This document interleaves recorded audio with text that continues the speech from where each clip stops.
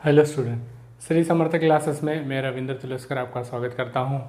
और आज हम पढ़ेंगे दो चर वाले रैखिक समीकरण युग्म के कुछ अनुप्रयोग पढ़ेंगे कि कुछ अलग सवाल करेंगे कि किस तरीके से उन सवालों को प्रश्नों को हम हल करते हैं। तो अगर आपको मेरा वीडियो पसंद आता है तो ज़रूर इसे लाइक कीजिए, सब्सक्राइब कीजिए और शेयर कीजिए। और हाँ, बेल आइकन ज़रूर दबाइए ताकि मेरे जो आने वाले वीडियोज़ हैं उनके नोटिफिकेशंस आपको मिलते रहें। तो आइए हम स्टार्ट करते हैं। तो हमारे पास प्रश्न हमने लिया है एक्सरसाइज 3.6 का दूसरा प्रश्न लिया है। इसमें प्रश्न कुछ इस तरीके से है कि 2/√x प्लस 3/√y बराबर 2 है और 4/√x माइनस 9/√y बराबर -1 है। तो पहले तो इनको हमको रैखिक समीकरण युग्म में बदलना है, उसके बाद हम उसको मूल रूप में लेकर आएंगे। उसके बाद जो विलोपन विधि है या वज्रगुणन विधि है या प्रतिस्थापन विधि है, जो भी विधि हमें अच्छे से आती है उस विधि से हम इसको हल कर सकते हैं। तो आइए हम शुरू करते हैं। तो सबसे पहले हम क्या करेंगे, जो बटे में √x है और बटे में जो √y है इसको हम बदले और समीकरण बनाए। तो हम सबसे पहले देखते हैं। तो हमने माना कि हमारे पास जो 1/√x है हम इसको u मान रहे हैं और 1/√y है इसको मैंने मान लिया है v। तो अब u और v मानने के बाद मैं इसमें मान रखूँगा। तो मेरे पास ऊपर है पहले से 2, तो ये 2 लिख दिया। अब 1/√x, तो 1/√x की जगह मैंने लिख दिया यहाँ पर u।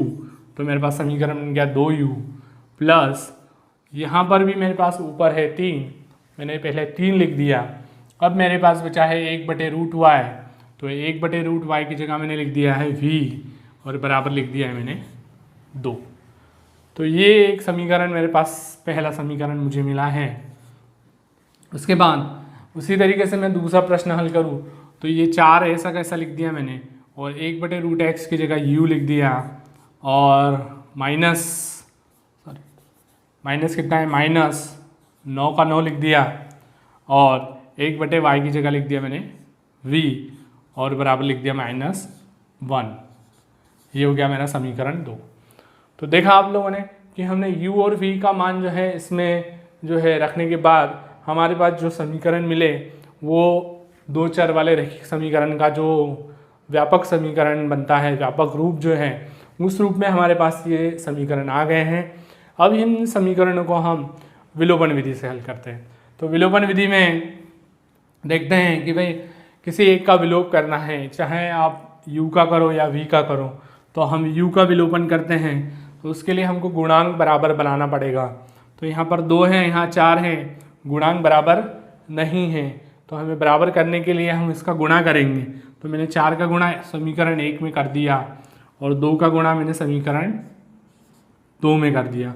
अब 4 का गुणा मैंने 2 में किया तो हो गया मेरे पास 8u प्लस 4 का गुणा 3 में किया 12v बराबर 2 का गुणा 4 में किया तो 8, फिर 2 का गुणा 4 में किया मैंने तो 8u माइनस 18v बराबर हो गया -2।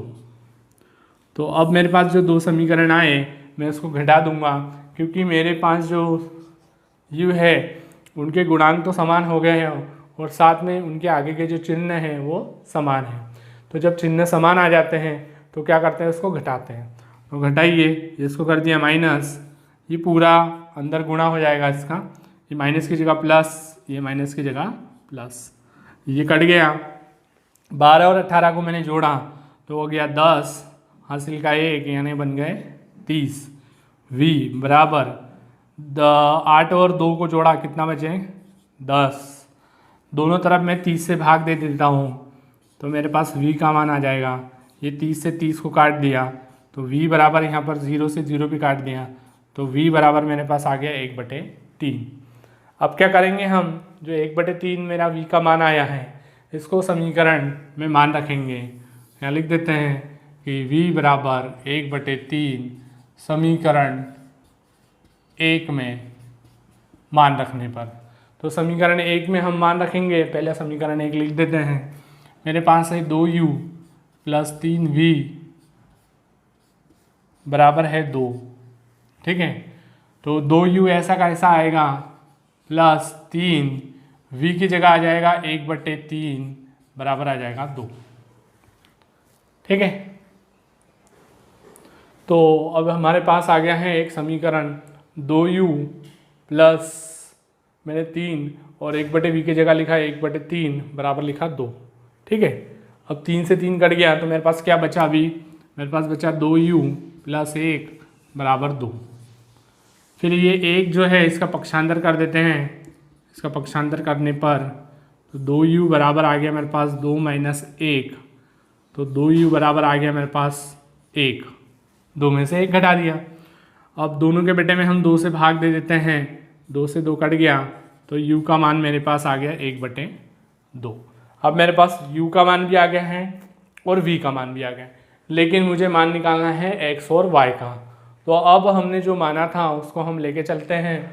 तो हमने ये माना था कि भैया 1/x 1/करनी x बराबर हमने माना है u, हमने क्या माना है 1/करनी x बराबर u। तो एक u के बराबर मेरे पास मान आ गया है 1/2। ठीक है, तो मैंने u बराबर 1/2 लिख दिया। अब ये दोनों को मैं बराबर ले लूँ, किसको, 1/करनी x बराबर ले लिया 1/2, यहाँ से तिर्यक गुणा करेंगे तो मेरे पास आ जाएगा 2 एकम 2, करनी x का करनी x में करेंगे तो करनी x बराबर आ जाएगा मेरे पास 2। अब मेरे पास करनी x का मान आया है, मुझे x का मान चाहिए, मुझे x का मान चाहिए, तो मैं क्या करूँगा, करनी x का वर्ग कर दूंगा, दोनों पक्षों में क्या कर दूंगा, वर्ग कर देंगे। दोनों पक्षों में हम वर्ग कर देंगे तो करनी का वर्ग करेंगे तो x आ जाएगा और 2 का वर्ग करेंगे 2 गुणा 2, तो x बराबर मेरे पास आ जाएगा 4। ठीक है, अब इस तरीके से हम दूसरे को लेके चलेंगे। दूसरा मेरे पास है 1/करनी y बराबर है v और v का मान मेरे पास है 1/3।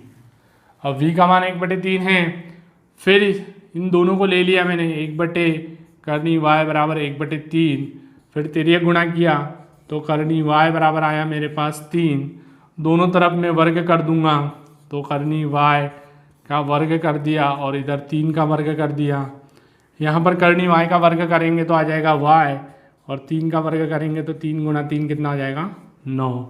अब मेरे पास x और y दोनों के उत्तर आ गए, x का मान आ गया 4 और y का मान आ गया 9।